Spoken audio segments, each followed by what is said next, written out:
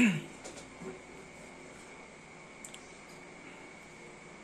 everyone, I'm Jan Jasnel Custodio from BSS 2B, and we have a task to answer a personality test and IQ test and create a video presentation about the result. First, the personality test, the big 5 factors. Traditionalist, down to earth, practical conservative, prepared traditional, outlook, and technical problem solving percentile. 14%. Low. Conscientiousness, spontaneous, disorganized, prepare flexible plans, dislike precise details. 12%. Low. Extroversion, reserve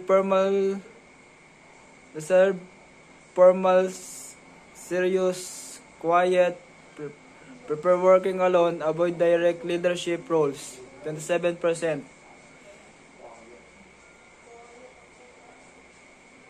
Agreeableness, hard-headed, skeptical.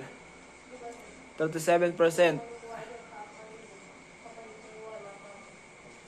Natural reaction, not easily upset in stressful situation, relax, calm. 54%.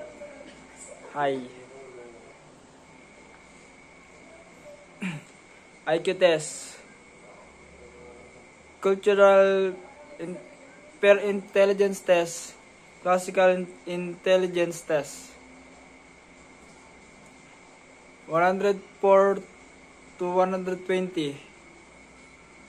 Classical intelligence test, under or equal to 100%. Yes. 2 minutes.